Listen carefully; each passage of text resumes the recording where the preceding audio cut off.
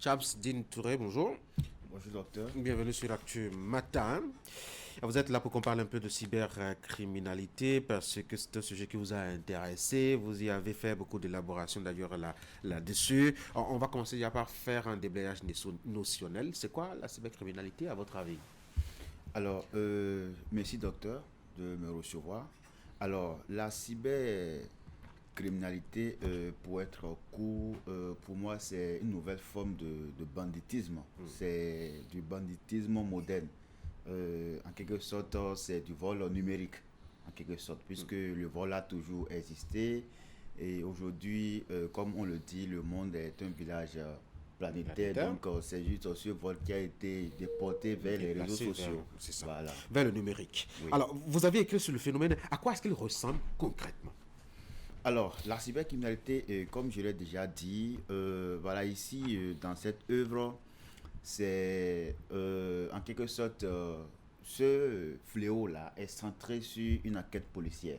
Et si vous voyez, c'est centré sur une enquête policière, bien entendu.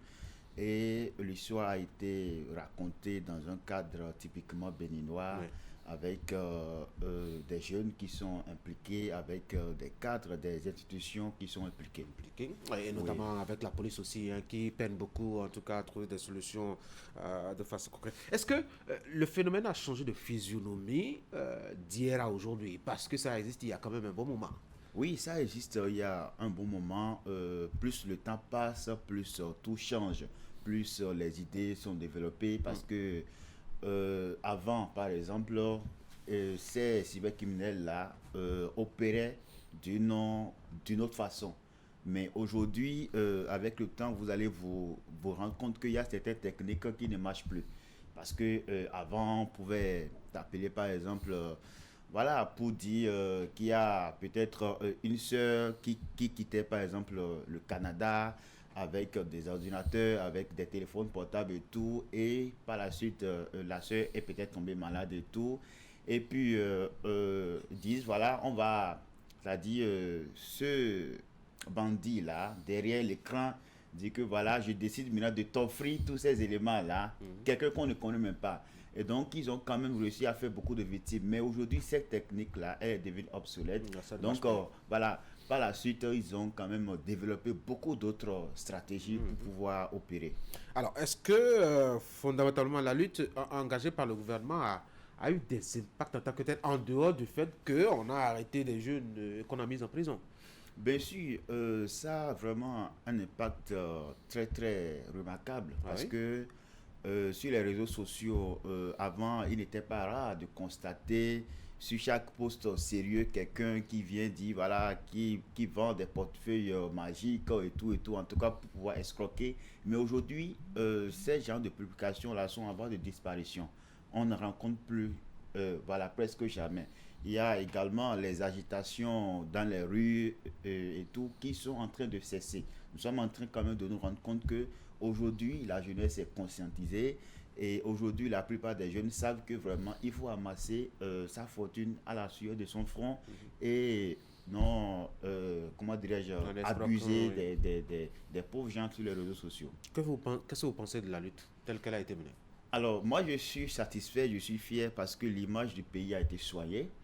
Parce que le Bénin était quand même classé jaune-rouge, jaune à risque, où les investisseurs même avaient peur de venir mettre leur argent parce que même jusqu'à présent, c'est pas fini. Hein. Quand on voit Bénin, on voit sorcellerie tout de suite.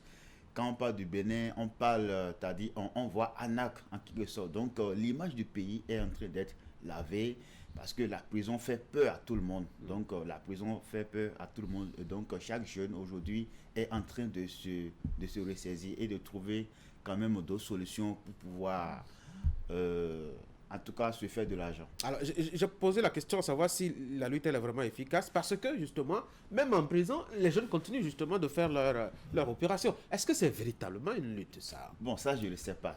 Je ne sais pas si On a les eu quand jeunes même des cas qui ont été présentés. D'ailleurs, même un confrère qui est en prison actuellement et qui, ma foi, est victime justement de ce phénomène-là. Et derrière, celui qui a été, mettons, l'initiateur de cette escroquerie, c'est même quelqu'un qui est pratiquement de la même prison que lui. Alors, je pense que ça, c'est peut-être une exception, parce que sinon, dans la plupart du temps, quand même, je pense que les prisonniers n'ont pas forcément accès au téléphone. Donc, il y a peut-être des privilégiés qui ont cette porte facile là, ça, je ne sais pas. Mais je sais que dans la plupart du temps, quand même, la lutte, elle est vraiment très efficace. Alors, vous avez, dans votre ouvrage, exploré, je dois dire, pratiquement l'ensemble du Bénin parce qu'on traverse de part en part votre pays à travers votre ouvrage, même si l'action majoritairement est focalisée dans la partie méridionale du Bénin. C'est quoi? Le phénomène a un visage plus méridional, c'est-à-dire dans le sud du Bénin, c'est ça? Non, non, non, non. Non, c'est pas ça. Au fait, l'idée derrière aussi, c'est de valoriser en quelque sorte nos villes.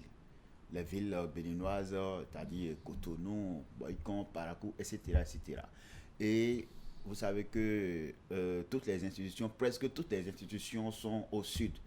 Et donc, c'est beaucoup plus ça pour essayer de rapprocher. Parce que la Criette, par exemple, elle est au sud.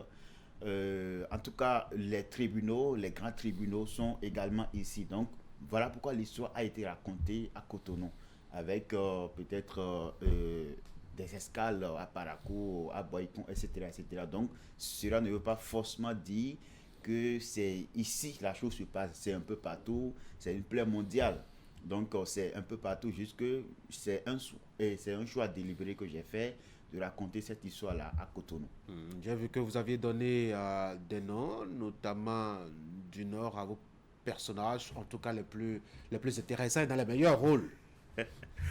Alors, il faut dire que c'est une forme de revendication déjà pour moi parce que je suis de là-bas et ce n'est pas que les meilleurs rôles ont été joués seulement par des gens du Nord. Vous allez vous rendre compte que le Sable la Terreur, qui est Sabi Gandé d'ailleurs, qui est même la tête de la bande là, voilà, c'est un nom du Nord, par exemple.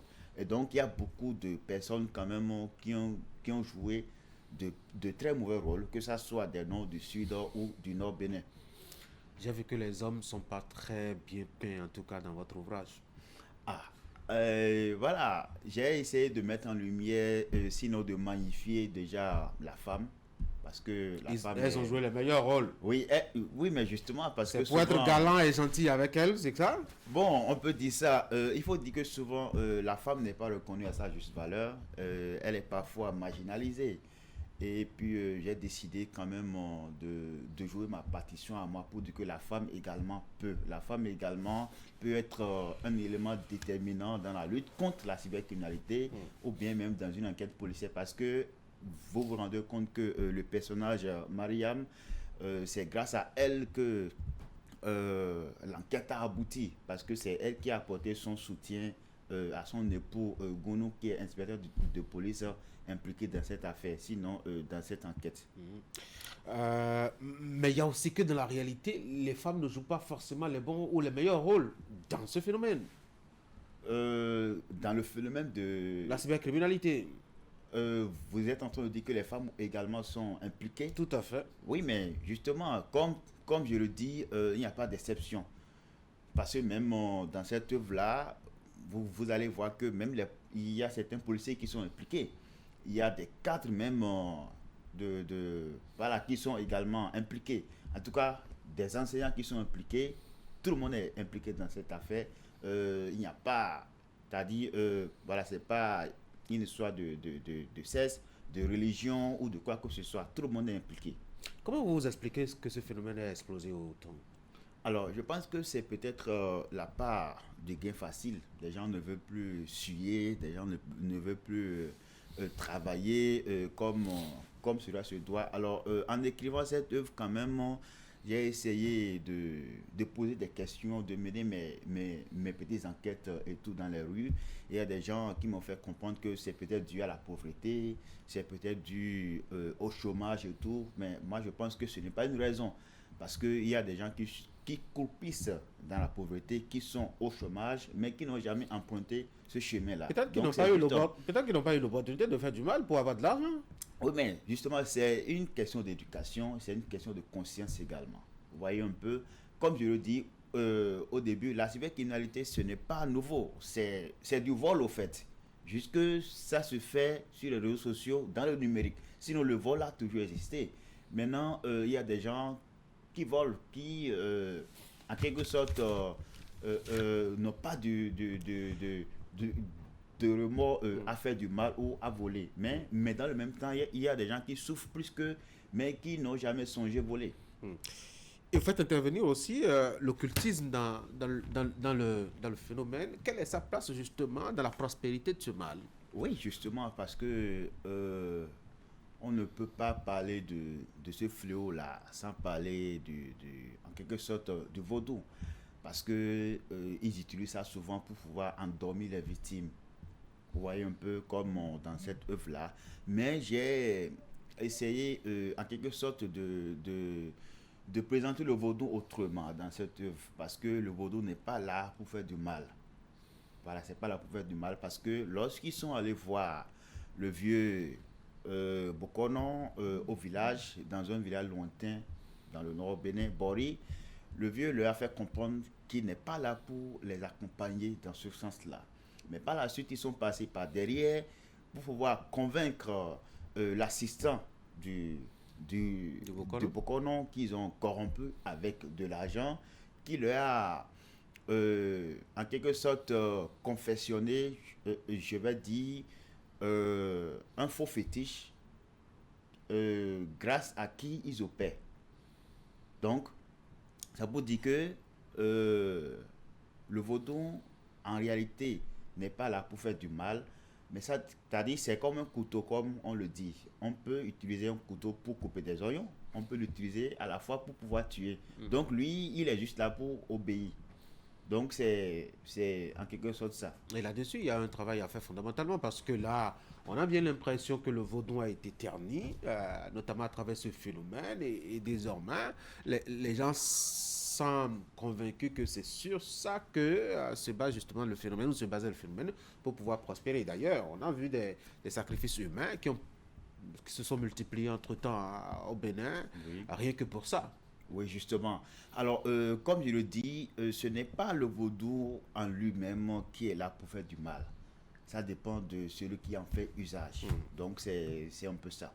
Qu'est-ce que vous voulez qu'on retienne fondamentalement de votre ouvrage? Alors, dans cette œuvre, c'est au fait pour essayer de montrer les conséquences, sinon l'impact négatif de ce fléau-là, la cyber.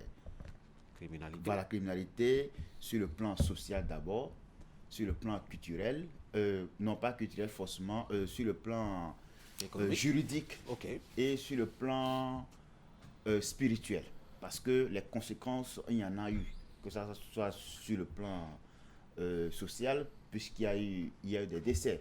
Sur le plan juridique, également, il y a eu des arrestations, il y a eu des emprisonnements. Sur le plan voilà, de la spiritualité également, nous avons eu des conséquences très très graves dans cette œuvre. En quel thème? Pardon? En quel thème? Oui, nous avons eu, par exemple, il y a le directeur de cabinet qui a perdu de façon très très violente presque toute la moitié de sa famille. Vous voyez un peu, il y a également Jean et puis Sable à Terreur qui ont également perdu, en tout cas, Les proches parents. voilà l'autre qui a vu tous ses comptes bancaires vidés, voilà, pas miracle. En tout cas, dans votre ouvrage, le réel côtoie l'irréel, on passe un peu, je dois dire, du normal au paranormal. Vous avez parlé des comptes qui se vident de façon assez curieuse, etc., des familles qui meurent, etc. Il y a pas mal de choses dedans. Allez, Chamsdine Touré, merci beaucoup d'être venu sur l'Actu Matin. Merci beaucoup. Allez, très bonne journée à vous. Merci.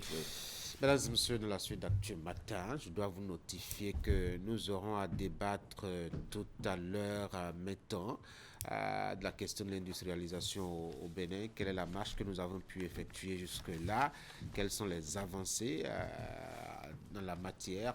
On en parle lors de nos débats. Vous aurez à la fin de cette émission la revue de presse qui reviendra sur l'essentiel à retenir de l'actualité développée par les quotidiens dans leur production. On a déjà eu, en tout cas au début de cette matinale, quelques éléments rapides à retenir à travers la lecture de la une des journaux. On reviendra en détail pour aborder tout cela. Mais avant, je propose qu'on passe à la page santé de ce matin avec notamment Esther Tofa. Avec elle, on va évoquer la question donc du cancer de la prostate. C'est novembre bleu, comme la couleur de ma veste. Voici Santé Matin ce matin.